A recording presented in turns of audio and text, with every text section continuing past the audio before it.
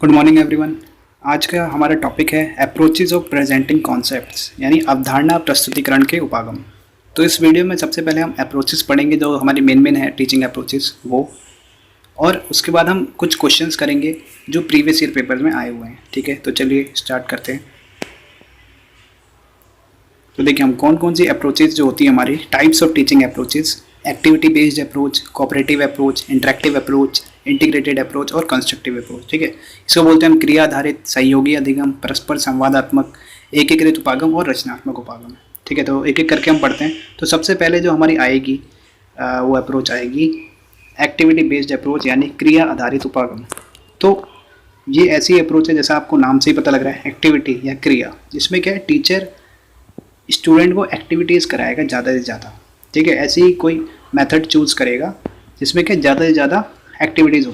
देखिए इसको पढ़ते हैं हम लोग। The activity method is a technique adopted by teacher to emphasize his और method by teaching through activity. क्या बोल रहा है? Activity in which the student participate करेंगे regularly and bring about the efficient learning experience. ठीक है, देखिए तो इसमें तीन चीज़ें मैंने करा। क्या होगा? एक तो एक्टिविटी, छात्र इसमें भाग लेंगे, ठीक, और पार्टिसिपेट करेंगे स्टूडेंट ज़्यादा से ज़्यादा क्योंकि एक्टिविटी है, और उसके थ्रू वो अपना एक्सपीरियंस लेंगे, उसके थ्रू वो उनकी लर्निंग होगी। ठीक है, हिंदी में भी आप पढ़ सकते हैं।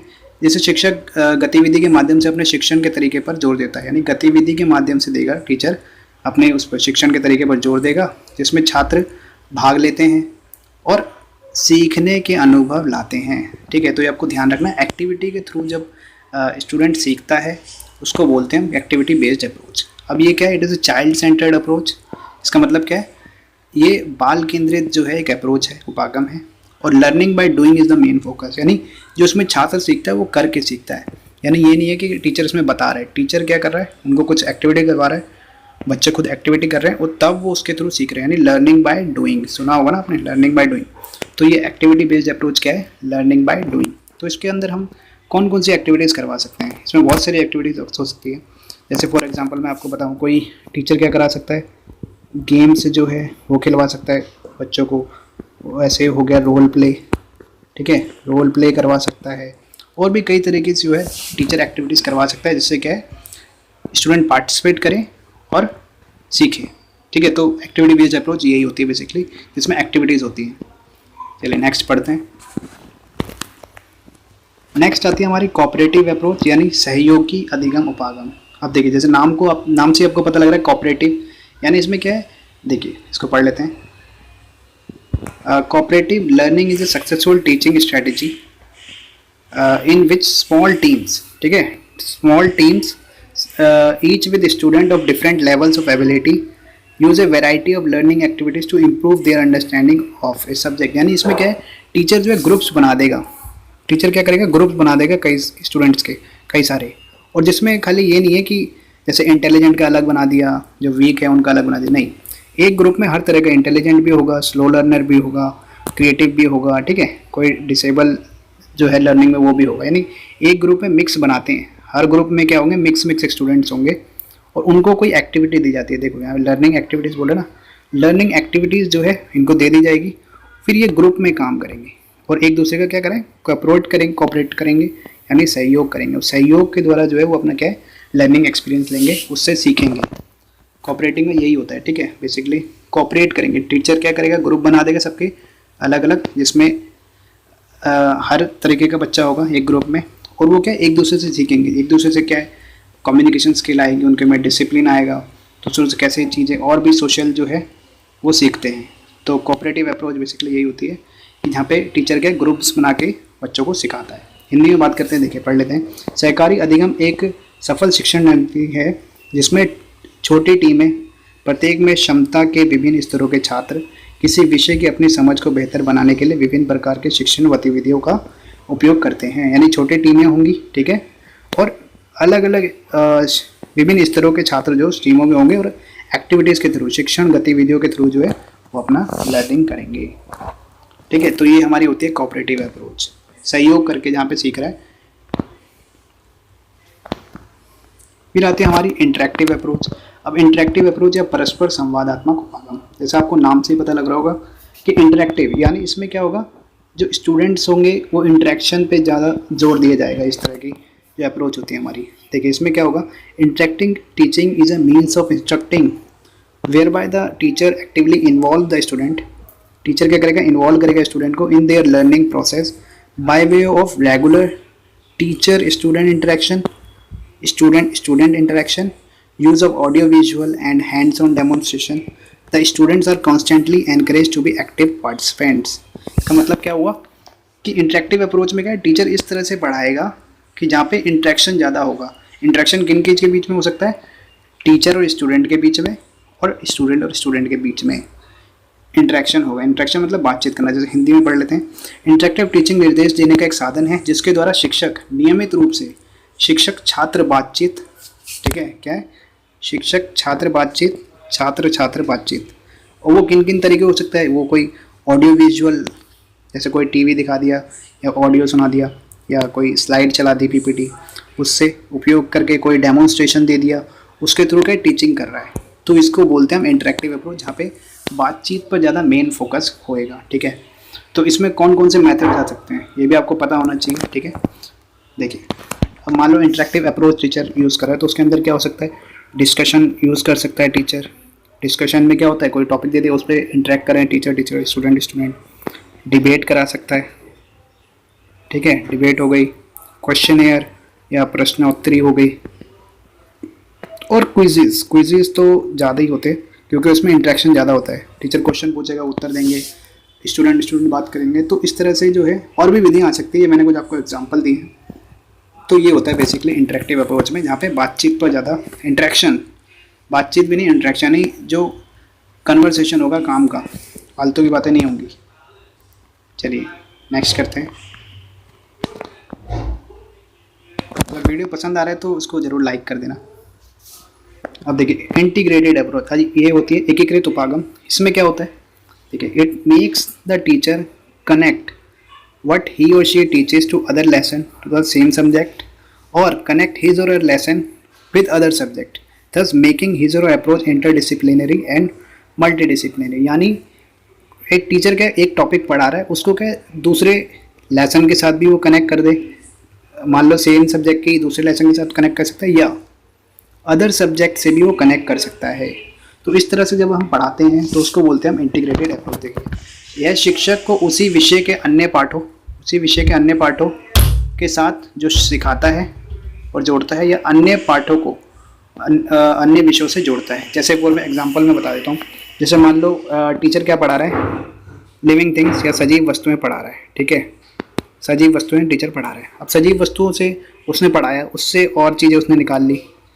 सजीव वस्तुएं क्या कौन कौन से होते हैं, पौधे, ठीक है, ईवीएस पढ़ा रहा है, उसने पौधे पढ़ा दिए, सजीव होते हैं, और पशु में हम इंसान भी आ जाएंगे एक तरह से, ठीक है। तो उसने ये दोनों पढ़ाए। फिर अब इन दोनों को क्या चाहिए, आप देख रहे हो यानी इंटीग्रेट करते जा रहा है। इन दोनों को क्या चाहिए, पानी चाहिए, ठीक है, उसने पानी पढ़ा दिया। पानी क्या हो गया, साइंस का टॉपिक आ गया, ईवीएस से चलते चलते साइंस पे आ गया, ठीक। अदर सब्जेक्ट बोला था ना, यहाँ पे अलग सब्जेक्ट में भी वो पहुँच जाएगा, इंटीग्रेट करेगा, एकीकृत। अब पानी भी क्या है, पानी की यहाँ से उसने अवस्थाएँ पढ़ा दी पानी की, साइंस के और डीप चला गया।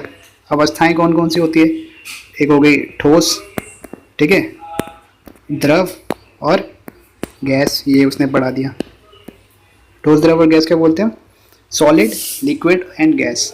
तो यानी उसने क्या सजीव वस्तुओं से चालू करा था, लिविंग थिंग से, फिर उसने साइंस के प्लांट्स एनिमल्स को पढ़ाया, फिर वाटर भी पढ़ा दिया, साइंस के अंदर आ गया। फिर साइंस के अंदर उसने ये भी पढ़ा दी, लिक्विड, सॉलिड और गैस, ठीक है। इस तरह से क्या इंटीग्रेट, यानी एक टॉपिक्स को पढ़ाते हुए अदर टॉपिक भी साथ साथ इंटीग्रेट करके पढ़ा देना, इसको बोलते हैं हम इंटीग्रेटेड अप्रोच। आशा ये समझ गए होंगे आप। तो इस तरह की होती है हमारी इंटीग्रेटेड अप्रोच, टीचर यूज़ करता है। अगर वीडियो पसंद आ रहा है तो लाइक ज़रूर करना। नेक्स्ट अप्रोच आती है हमारी कंस्ट्रक्टिव अप्रोच। कंस्ट्रक्टिव अप्रोच कौन सी होती है, इसको रचनात्मक उपागम भी बोल देते हैं। देखिए a teaching approach that emphasizes the active role of a student in the educational process and his or her ability to construct new knowledge based on experience and previously acquired knowledge। यानी एक शिक्षण दृष्टिकोण जो शैक्षिक प्रक्रिया में छात्रों की सक्रिय भूमिका और पहले से प्राप्त ज्ञान के आधार पर नए ज्ञान के निर्माण और उनकी क्षमता पर जोर देता है। यानी इसका मेन जो होता है, मैं बताऊं, मेन चीज़ जो होती है कंस्ट्रक्टिव अप्रोच में, कि वो प्रीवियस नॉलेज से जोड़ के कोई भी चीज़ सीखता है, नई चीज़ें जो उसको पहले से उस चीज़ का ज्ञान है उसमें वो और चीज़ें ऐड करेगा, उससे रिलेट करके सीखेगा। फॉर एग्जांपल, जैसे मान लो मैथ्स पढ़ा रहा है कोई टीचर, अब पहले उस मैथ्स में क्या सिखाते हैं, सबसे पहले तो मैथ्स में वही सिखाया जाता है, सॉरी,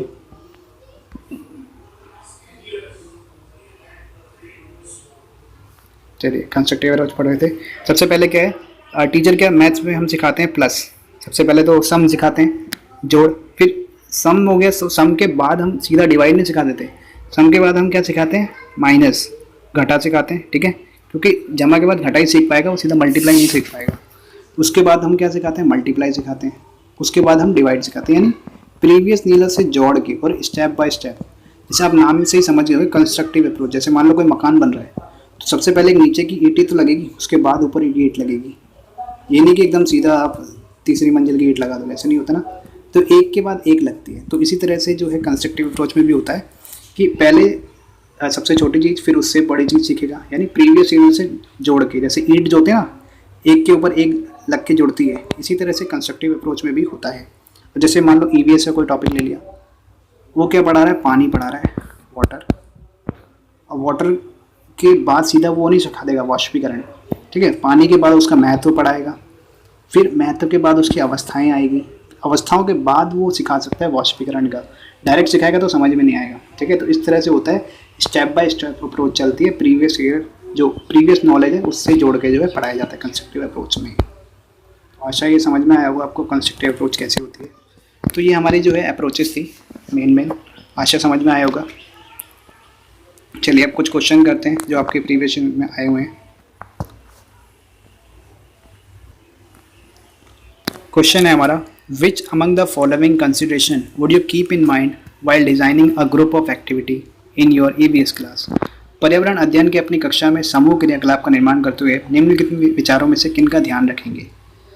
देखिए, engaging the interest of student, यानी बच्चों की रुचियों का ध्यान रखेंगे, ये मची नहीं है, ये रुचि होगा, ठीक है। और appeal equally to boys and girls, ठीक है, दोनों को समान रूप से रुचिकर लगे। यूज़ एक्सपेंसिव मटेरियल, यानी जो मूल्यवान सामग्री लगी हो, और सभी धार्मिक और सांस्कृतिक पृष्ठभूमि बच्चों को रुचिकर लगे। तो इसमें कौन सा होगा, A B D, A B C, A C या बी डी। देखिए, बच्चों को, सभी बच्चों को रुचिकर लगे वो तो लगना ही चाहिए, ठीक है। लड़कों लड़कियों को समान रूप से रुचिकर लगे ये भी होना चाहिए, ये भी हमें ध्यान रखना पड़ेगा। इसमें मूल्यवान सामग्री लगी हो, तो ऐसा नहीं है कि मूल्यवान सामग्री लगी हो, क्योंकि हो सकता है बच्चा किसी गरीब घर से आ रहा हो, तो आप उसको प्रोजेक्ट दे रहे हो, कोई एक्टिविटी दे रहे हो, जिसमें ज़्यादा खर्चा होगा तो वो करके ही नहीं ले पाएगा, ठीक है। कुछ कारण क्या होगा, वो पीछे हो जाएगा लर्निंग में, तो वहाँ पे आप फेल हो रहे हो, तो ऐसा नहीं होना चाहिए, ठीक है। सी वाला गलत हो गया। तो सभी धार्मिक और सांस्कृतिक पृष्ठभूमि के बच्चों को रुचिकर लगे, तो डी सही हो सकता है। तो कौन सा ऑप्शन में ए, बी और डी आ रहा है, तो ऑप्शन नंबर ए जो है हमारा बिल्कुल सही होगा, ठीक। चलिए नेक्स्ट क्वेश्चन करते हैं।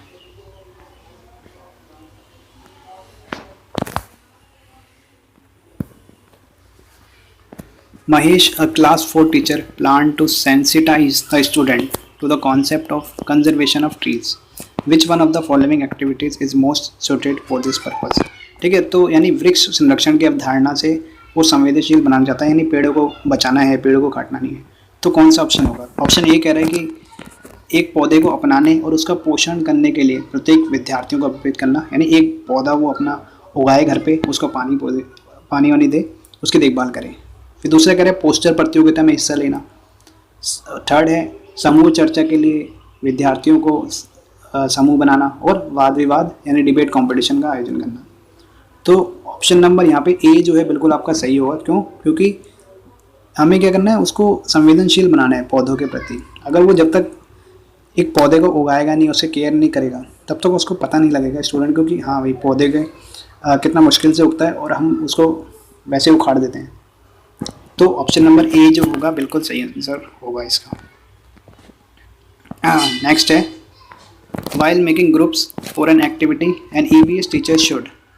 एक किसी क्रियाकलाप के लिए समूह बनाते हुए सामाजिक अध्ययन के शिक्षक को चाहिए कि वह सभी प्रतिभागियों की सहभागिता और सहयोग सुनिश्चित करे। ऑप्शन बी, सुनिश्चित करे कि लड़के लड़कियों के समूह अलग अलग हो। ऑप्शन नंबर सी, उनके अंकों के अनुसार समूह बनाएं। ऑप्शन डी, केवल 2 समूह बनाएं और प्रत्येक में बहुत से विद्यार्थी हो। तो हमें एक ऐसा प्रोजेक्ट देना चाहिए यानी जिसमें सारे स्टूडेंट पार्टिसिपेट कर सके, चाहे वो इंटेलिजेंट हो, चाहे वो स्लो लर्नर हो, चाहे वो लर्निंग डिसेबल हो या फिजिकली डिसेबल चाइल्ड हो। हर किसी के लिए वो प्रोजेक्ट होना चाहिए, हर कोई उसको कर देना चाहिए। तो ऑप्शन नंबर ए जो है आपका वो सही होगा, यानी हर कोई कॉपरेशन उसमें कर पाए। ठीक, तो ये आपके प्रीवियस ईयर वाले क्वेश्चन थे। अगर वीडियो आपको थोड़ा सा पसंद आया तो नीचे कमेंट करना और लाइक ज़रूर करना। तो thanks for watching the video. अगर आपने अभी तक चैनल को सब्सक्राइब नहीं करा तो चैनल को जरूर सब्सक्राइब कर देना और दोस्तों के साथ शेयर करना आपको इस वीडियो को। Thank you and have a nice day.